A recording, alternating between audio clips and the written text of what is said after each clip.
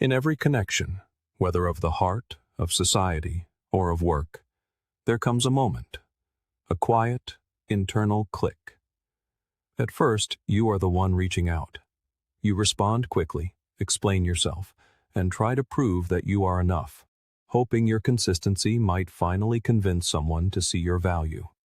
You do everything you are told connection requires. You offer openness, effort, vulnerability. But then, the silence between your words begins to stretch. The replies shrink to a single word. Your presence is taken for granted, and without even realizing it, you start to feel smaller in the very space where you were trying so hard to be seen. That's when the shift begins. Not in them, but in you. You stop reaching, you stop chasing. You stop handing out pieces of your soul in exchange for temporary attention. And in that stillness, something powerful awakens. It is not spite, nor is it revenge. It is clarity. The kind of clarity the Stoics spoke of, when you realize your peace doesn't live in someone else's recognition.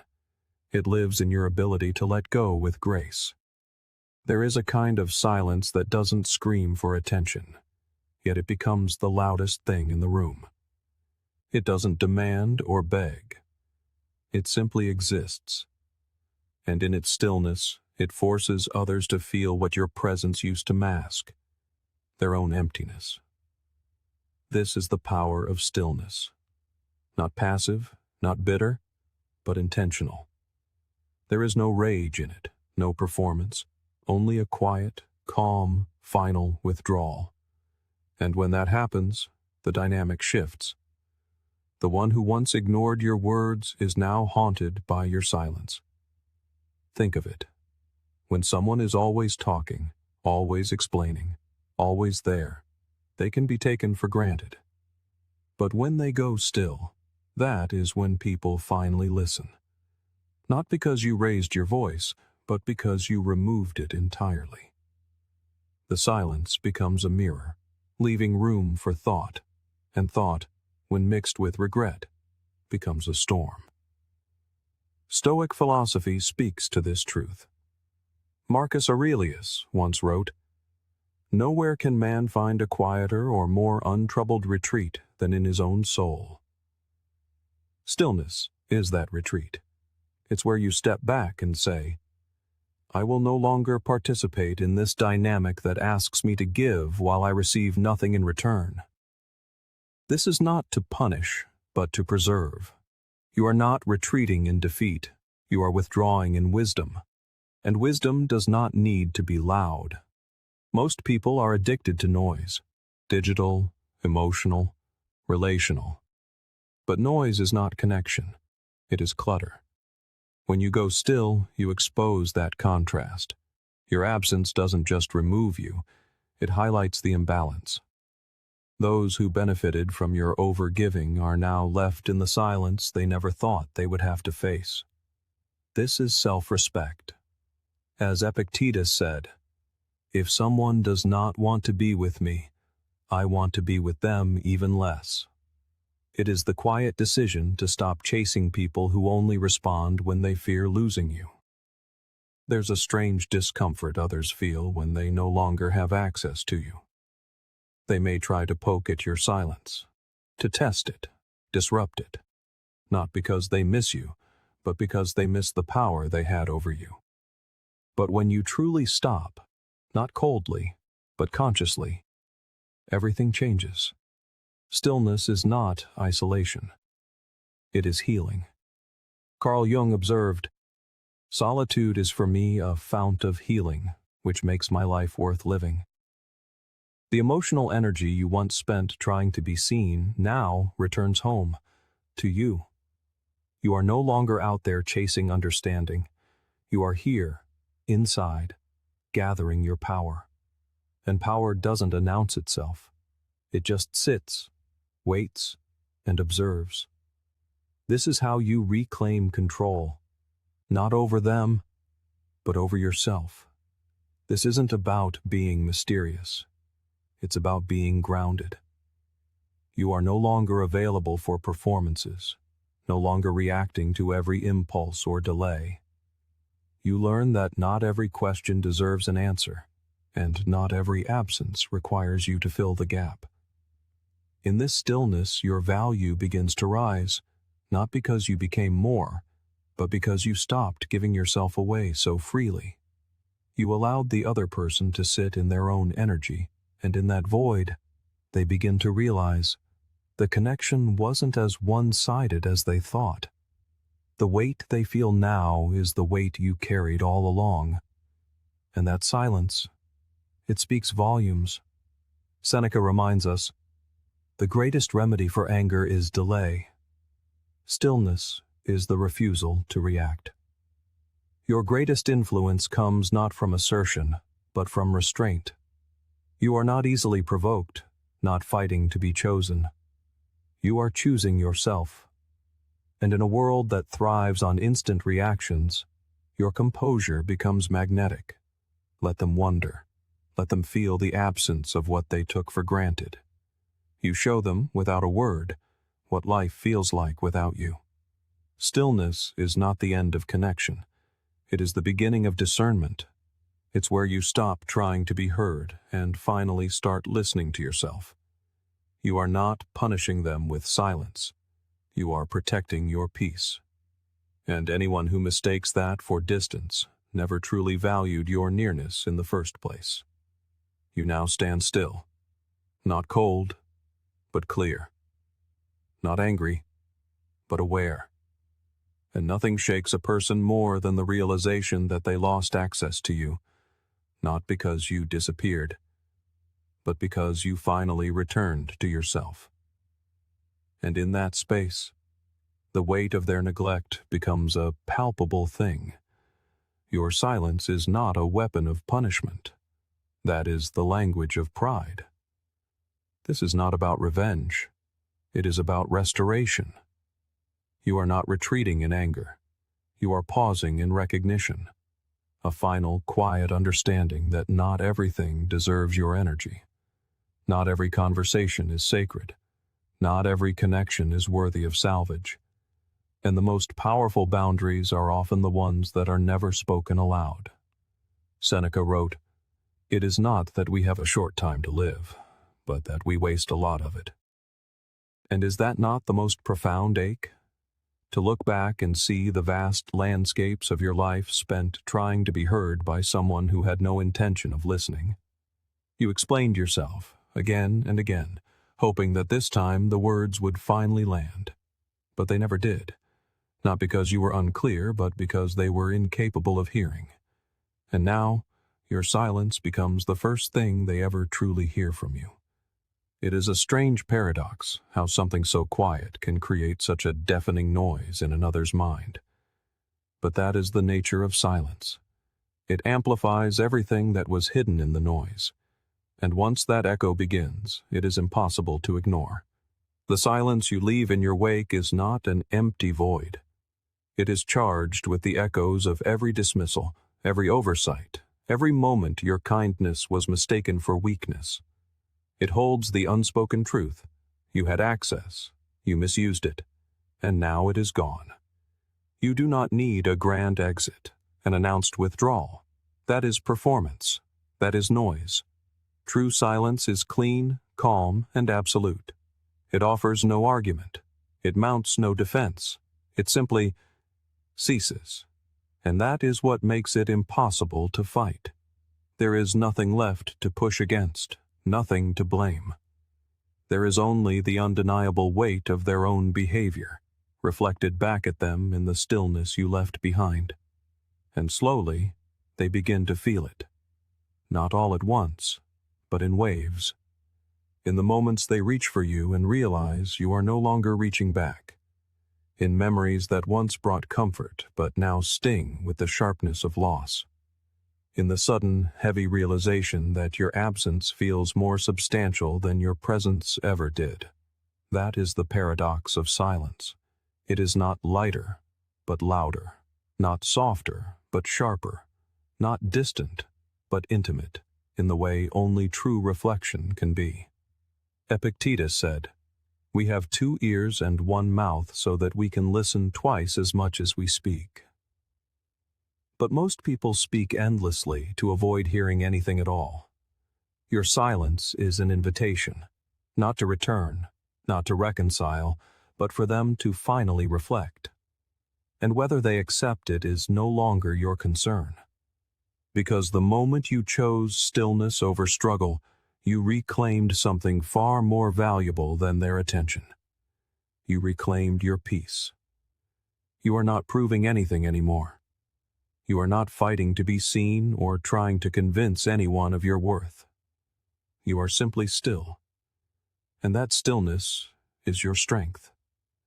Because real power does not scream. It has no need to. It simply exists, calm, composed, unmoved. And when the world around you finally quiets down, it is that stillness that remains. So if they return, they will find a different person. Not bitter, not guarded. Just no longer available to be misunderstood. Because once silence has done its work, there is truly nothing left to say. Consider that every relationship, every conversation, every glance across a room exists within an invisible frame. You cannot see it or touch it, but you can feel its subtle tension, the balance between who holds the need and who offers the value.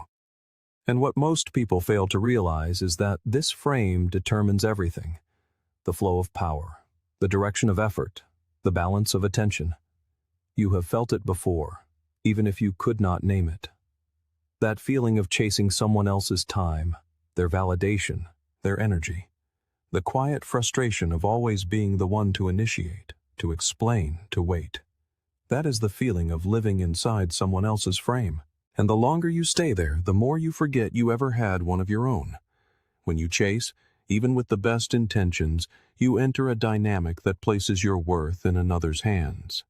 Not because they are better than you, but because that is the nature of the chase. It bends you. It asks you to prove, to please, to perform.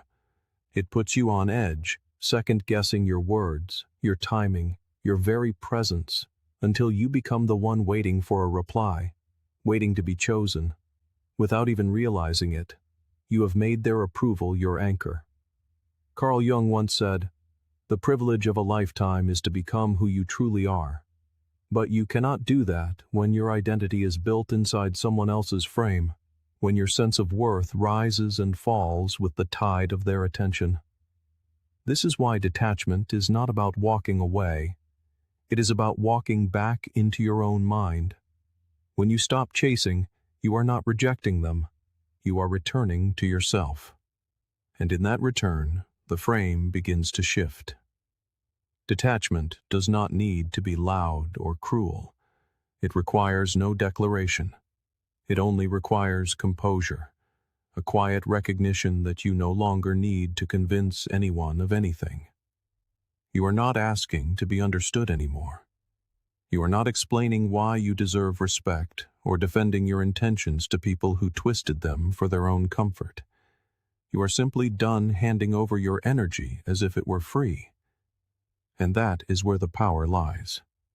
Not in confrontation, but in calm. Not in shouting, but in silence. Because the frame does not shift when you demand it. It shifts when you stop giving people the access they never earned. When you stop chasing, they begin to feel the profound stillness in the space your effort once occupied. And suddenly, they are the ones wondering, the ones reaching, the ones calculating their words, unsure of your response. Not because you have become someone else, but because you have stopped making them the center of your self-worth. This reversal happens not with revenge, but with refinement. When you stop trying to prove you are good enough, you become the standard. When you stop trying to fix a one-sided bond, you attract people who meet you in the middle. You are no longer performing. You are choosing. You are not standing at the edge of their world hoping to be invited in. You are grounded in your own. And that subtle shift is more powerful than any speech you could ever give. Marcus Aurelius wrote, "You have power over your mind, not outside events. Realize this, and you will find strength." That is the frame, the space where you reclaim control. You are not trying to win someone over. You are not fighting for a seat at a table that requires you to shrink. You are realizing that your peace was never meant to be negotiated. And once you sit in that realization, your energy changes. You no longer lean forward in desperation. You lean back in discernment. What people often forget is that influence does not come from being the loudest voice in the room.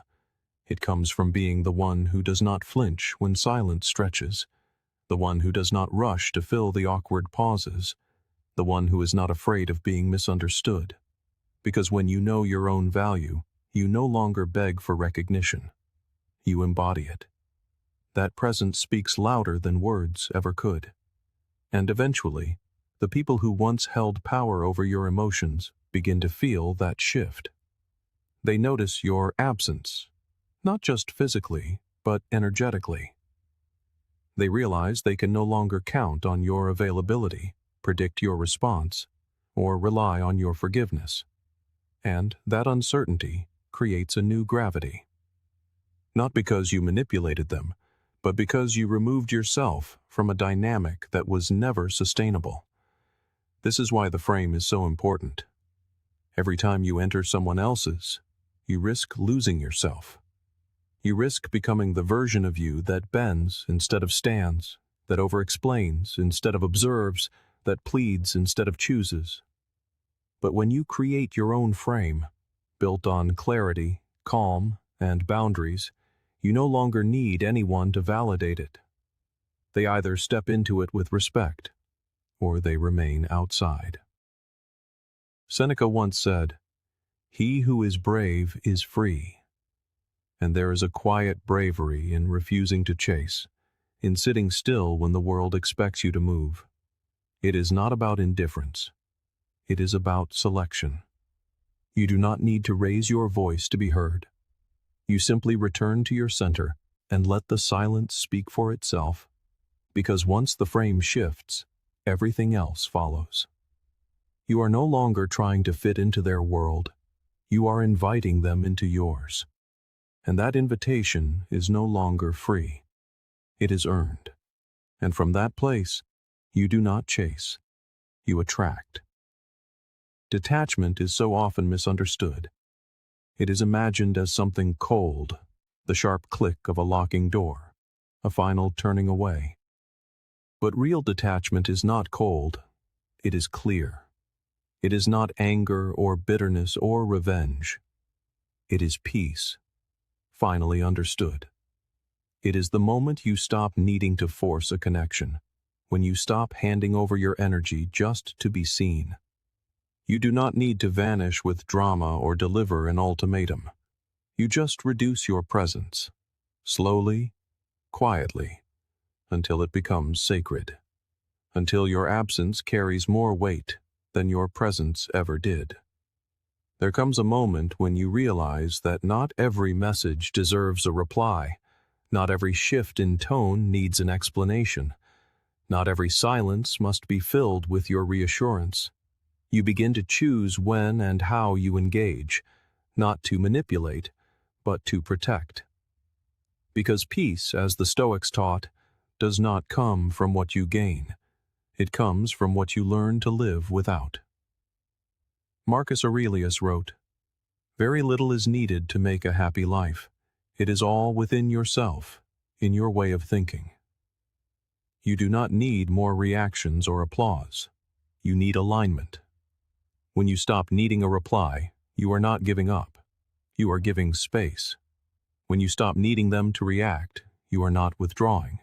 You are finally resting. And when you stop needing to be understood, something surprising happens. You become understood. Not through arguments, but through the clarity of your absence. That stillness speaks louder than any defense ever could. People feel it in your lack of reaction, in the timing of your silence. In the calm way, you no longer rush to fix what is not yours to hold. Carl Jung said, "Everything that irritates us about others can lead us to an understanding of ourselves." Detachment leads you inward, where the healing begins. It is no longer about them. It is about you. It is about understanding the part of you that once thought your value was proven by how much you could endure. It is about letting go of the version of yourself that believed love had to be earned through self-sacrifice. You begin to see that being present does not mean being available for disrespect, that a connection is not real if it demands you lose your peace to keep it alive. As you detach, the need for validation fades. You no longer crave closure from those who built their comfort on your confusion. The silence becomes less about them and more about you reclaiming yourself, your rhythm, your emotional clarity, your ability to breathe without waiting for permission. Seneca wrote, "He suffers more than necessary who suffers before it is necessary." Detachment teaches you to stop suffering twice, once from the disappointment and again from the story you write around it. You see things as they are, not as you hoped they would be. You no longer romanticize inconsistency or mistake it for mystery. You see reality not with anger, but with acceptance. And you become unbothered, not because you have ceased to feel, but because you no longer grant open access to every part of your heart. You know when to speak and when to stay quiet, when to lean in and when to step back. You no longer reach to be chosen. You choose. And the peace that comes with that is undeniable. You carry yourself differently. You engage without trying to be liked. You listen more than you speak, not because you are silenced, but because your words now carry weight.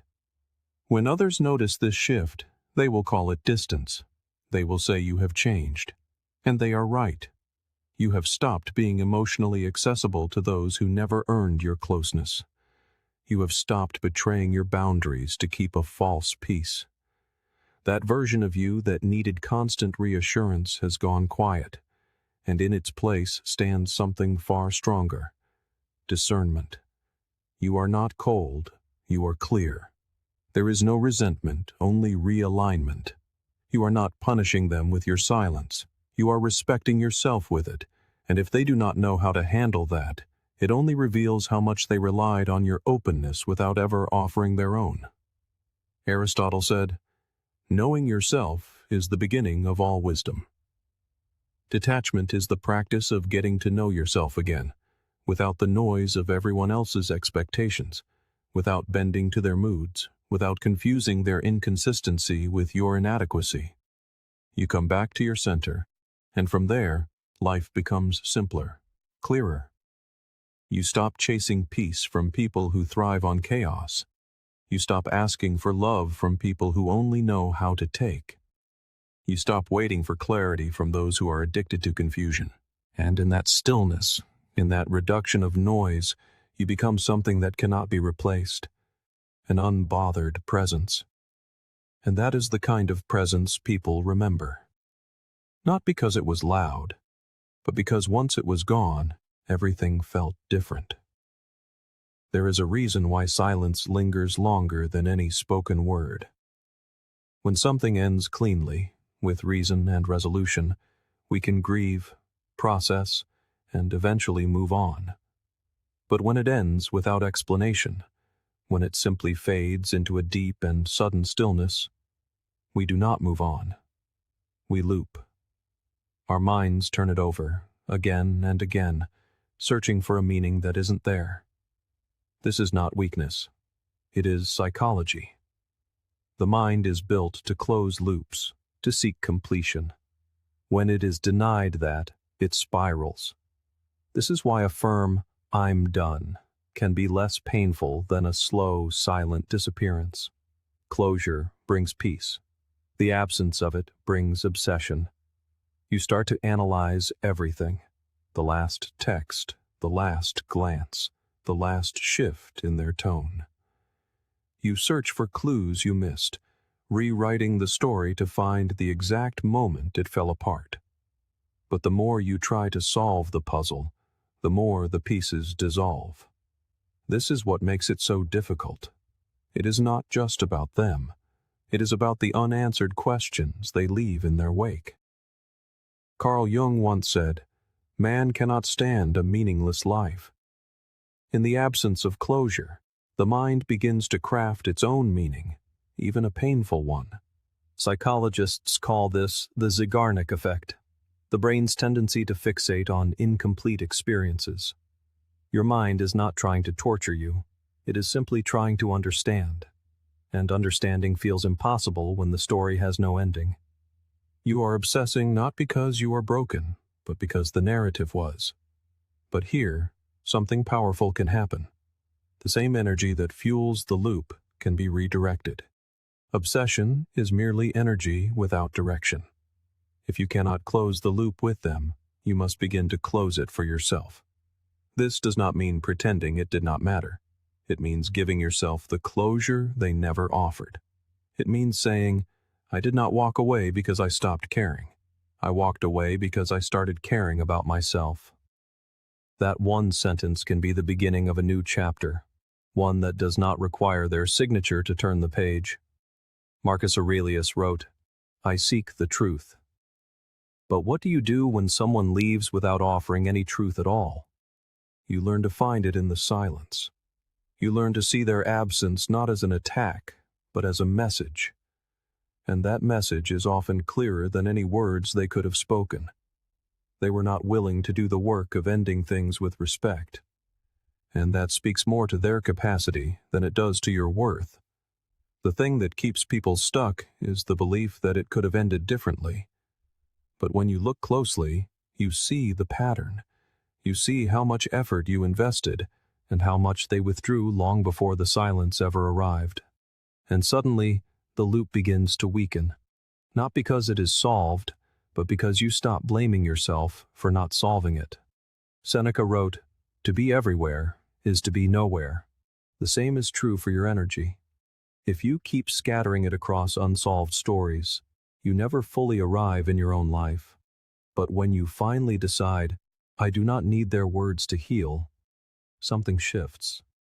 The echo grows quieter. The obsession loses its weight. You begin to write from a new place, one rooted in your own clarity, not their confusion. This does not mean the loop vanishes overnight. The mind may still wander back. But now, you recognize it for what it is. Not unfinished love, but unfinished explanation. And you stop waiting for someone else to complete it. You close the loop by realizing you do not need their permission to stop thinking about them. Perhaps the hardest truth is that some people leave not because the connection was unreal, but because the responsibility it required was too real. And so, they vanish. They choose the clean escape over the difficult honesty. And that silence, it echoes. But not forever. Eventually, it becomes a distant hum, reminding you not of loss, but of growth.